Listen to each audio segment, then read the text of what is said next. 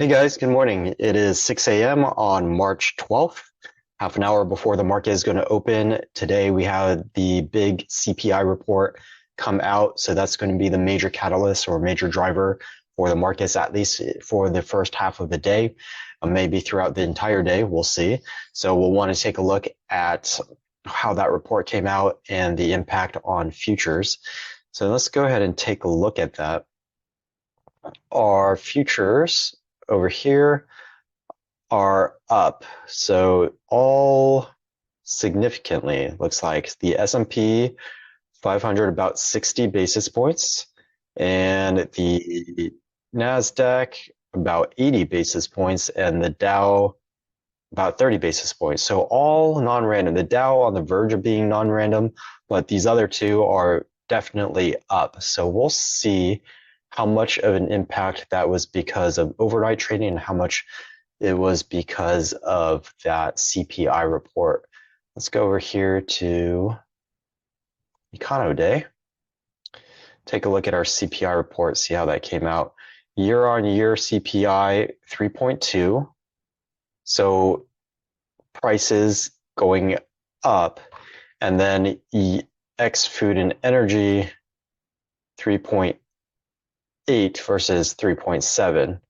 Oh, I should be looking at prior. So went down. X food and energy went down. Kind of mixed. It's not good news that our overall went up, but the one, unfortunately, that the Fed really looks at is X food and energy, even though food and energy have a huge impact on households. So I would say that we probably don't have a huge reaction based on this CPI report. We would expect maybe, since we really wanted to see the CPI really coming down or distinctively coming down in order for the Fed to say, okay, well, we're okay and we're comfortable decreasing interest rates. So that's probably not going to happen based on this report.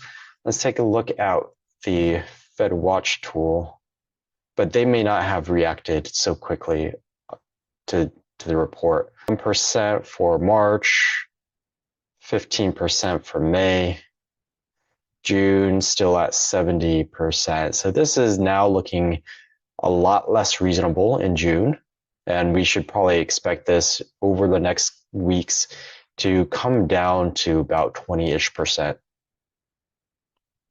total. So let's see how we're reacting right now. Let's go to the day. Okay, so initially the S&P 500 took it very negatively, but it recovered within minutes. And then it just took it very positively, and then we traded back down. So it looks like the market is having a little bit of difficulty interpreting and deciding just how positive this is or negative this is for the short term.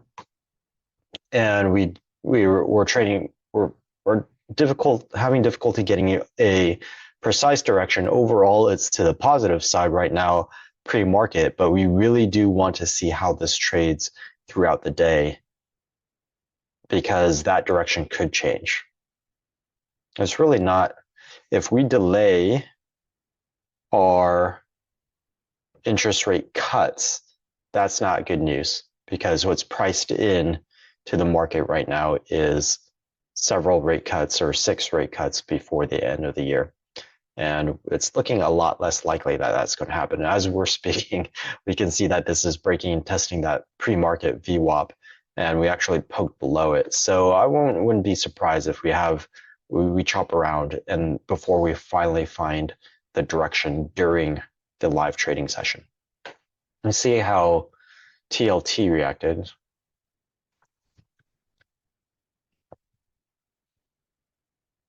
Okay, so initially huge downward movement, then we recovered all of it, then downward movement, and now further downward movement. Downward movement in prices means upward movement in interest rates. So that's exactly what I was talking about. We're going to have difficulty, or we're going to have a delay in the interest rate cuts, which means higher rates for longer, which should be a lower price in interest rates. So it looks like the TLT did have difficulty digesting the information, but we're starting to get some directionality here, like in the S&P 500. So there might be other forces at play other than CPI in the S&P 500, although this really should be the major catalyst for the day. Let's take a look at, so this is the day to day.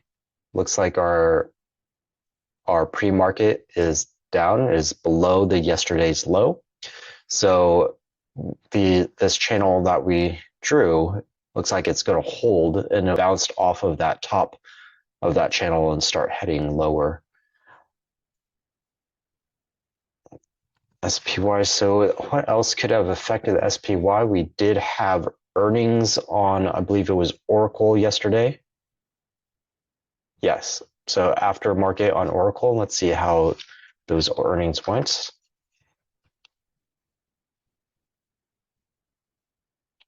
Okay, so surprise 2% to the upside. Revenue, future revenue, less of a surprise. And I'm not seeing a pre-market. Let's get on Oracle.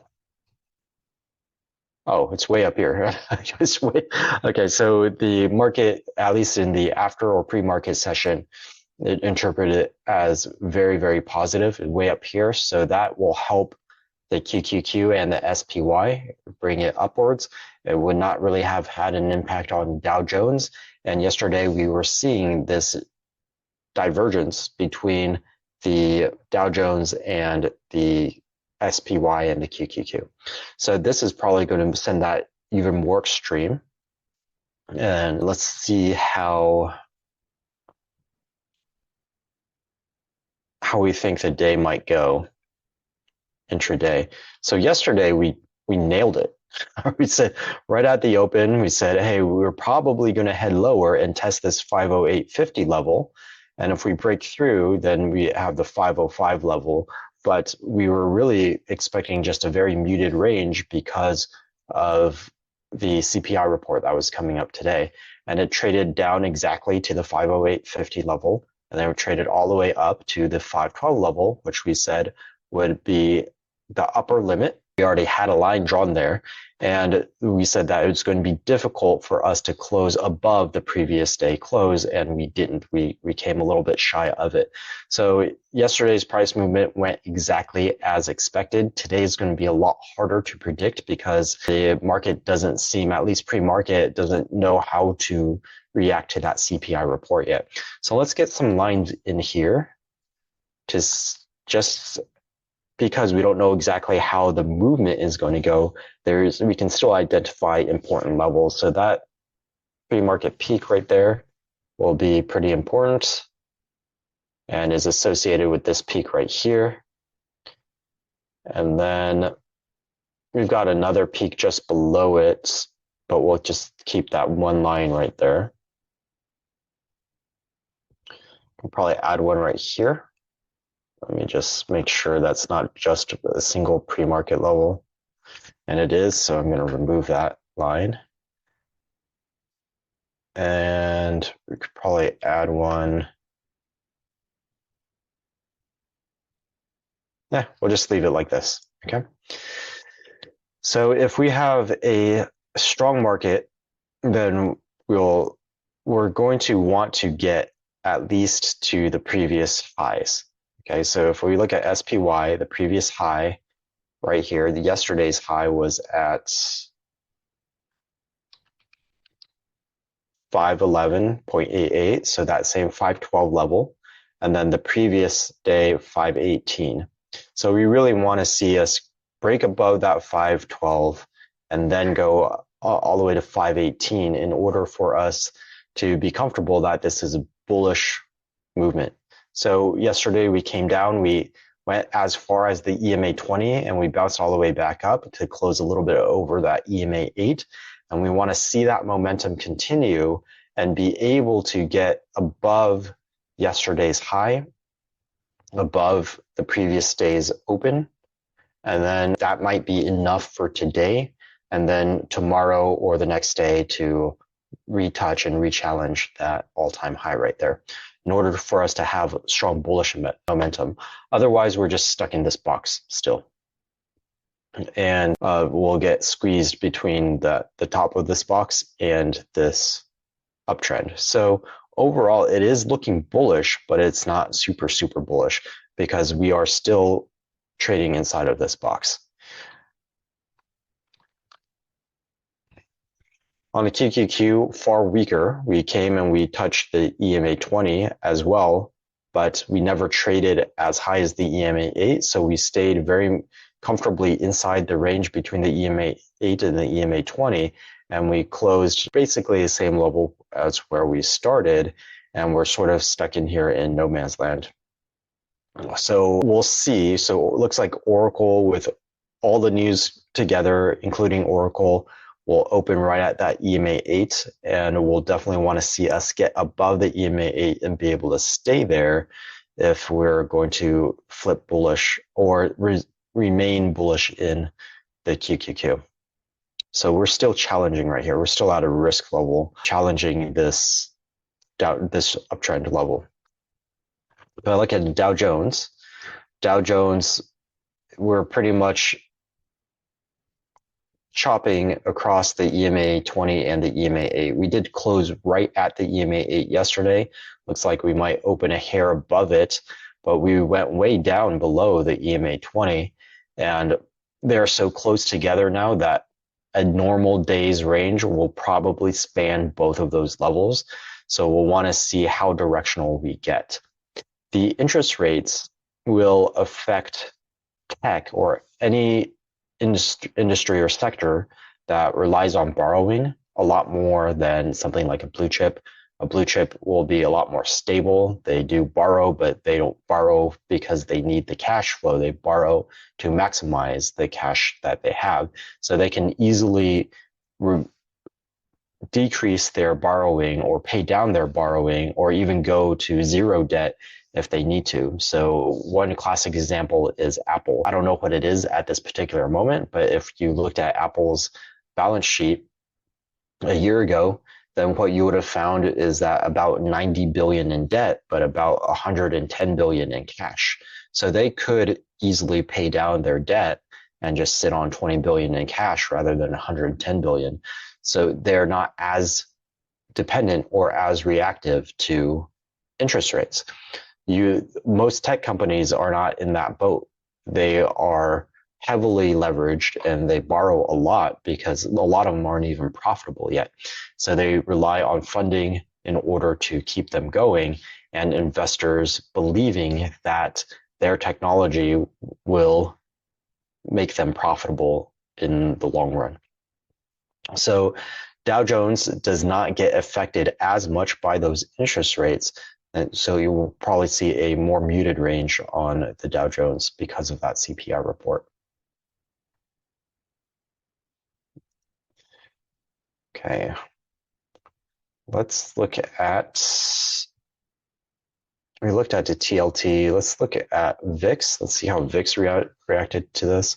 It's coming down. So yesterday we closed way up here. Today we opened and then we started trading down. It'll be interesting to see if that continues because we haven't decided on the direction, at least pre-market.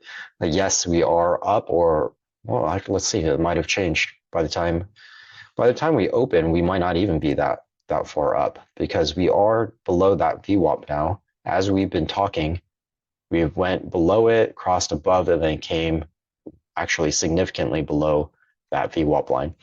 So even if we open above, it does feel like there is some pressure for us to move downwards, but we are right at the 512 level. If we cross below that 512, we may see us challenging that 508 again today, which would be interesting. That would mean that our trading range, even after the CPI report, was limited. And if that's the case, then VIX might come down. But if we go downwards, then that might cause fear, and that would cause the market makers to widen, so that could cause a movement upwards in the VIX as well. I'd stay away from trying to trade the VIX today. I'd wait for market action to show its hand before we took a look at a potential trade in VIX again. Okay, let's see. I think we covered basically everything. Earnings, let's see if what else is coming up this week.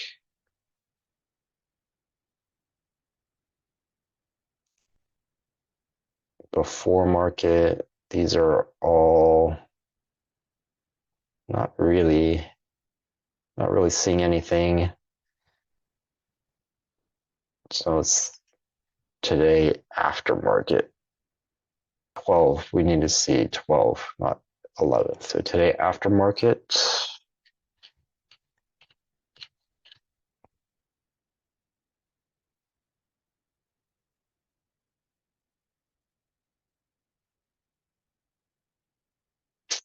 Funware, probably not actually. They have market cap, but they're not a hugely followed name. I'm not seeing anything. Let's see what was a Dollar Tree and Dollar General?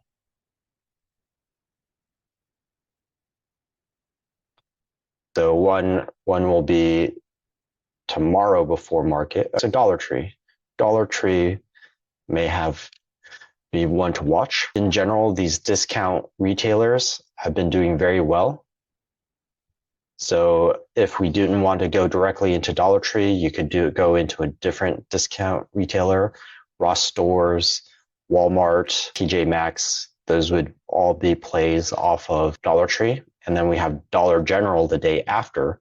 So if you didn't want to pay for the large volatility inside of Dollar Tree or Dollar General, you'll get a much more muted volatility on the associated names. And it is safer because you're not paying a huge price because of that volatility. You will have increased volatility, associated volatility, simply because they're in a related sector, but it won't be nearly as extreme as on the name that actually has earnings. So Ross Stores, TJ Maxx, Walmart, any other discount retailer that you can think of that isn't Dollar Tree or Dollar General could, it doesn't matter if you're anticipating it to do very well or if you're anticipating it to do very poorly. Either way, you could take advantage of a potential large movement in the other names and not need as large of a movement in order to break even. So that would be that there could be some interesting plays right there. So if I look at Walmart right now, Walmart is doing great. A beautiful trend right here, bounced off of the EMA 8 recently, the last couple days. So that, and pre-market looks like it's continuing to move up. Walmart could be an interesting play. Ross Stores at a decision point, looks like it's just crossed the EMA 20. So if it can bounce through that EMA 20 and the EMA 8, then it's in good shape. And so if there's an associated sympathy play where Dollar General and Dollar Tree do very well, that could be enough catalyst for that to happen. It's a little bit more risky than Walmart though, because Walmart is still in a very nice and comfortable trend upwards. So if we look at TJ Maxx, bouncing off of it, MA 50, did trade below it, but yesterday it got above that MA 50 quite comfortably. So if we get an associated move, we could at least challenge that EMA 20. I can't think of any other discount retailers right now. So I don't know what else to look at. We could maybe do a example trade, do a long call on Walmart. Walmart is in a nice longer term trend, so 1% extrinsic value could be a good way to play it. It'd be a lot more expensive way to play it though. So rather than do that, we could do a May expiration, give us over 2 months of time. So time won't affect us that much if we're looking at this to be a 1 or 2 week trade. And then to keep it budget friendly, at the money is fine. A 60 call at $2.36. So let's go ahead and save this trade as a example trade. All right, so it's 6:20 right now, about 10 minutes before the market opens. There's not a whole lot of other stuff to look at. So let's go ahead and end it here and prepare for the market open. We're going to watch very carefully how this market opens and how it reacts. So we've completely undone all the action from that CPI report. We traded way down, we traded way up, touched this, no, we drew that line because of this peak. And then we came all the way back down to the level where we started before the CPI report. So if we've completely erased the action before market, then that really does tell us we don't know how to react yet. And we'll want to watch very carefully what direction we move after the market opens. So at the very least, the first hour, I'd be sitting and watching. I wouldn't be making any trade decisions. And most likely, a lot of institutional traders are going to be doing the same thing. So remember, the morning session open for the first about roughly 1 hour, most of that trading is done by retailers. And then in the last hour, most of that trading is done by institutions. So institutions will absolutely wait and see and make their major decisions later in the day. And we should probably do the same thing. So we'll end it right there. Have a wonderful session, and I will see you in the aftermarket.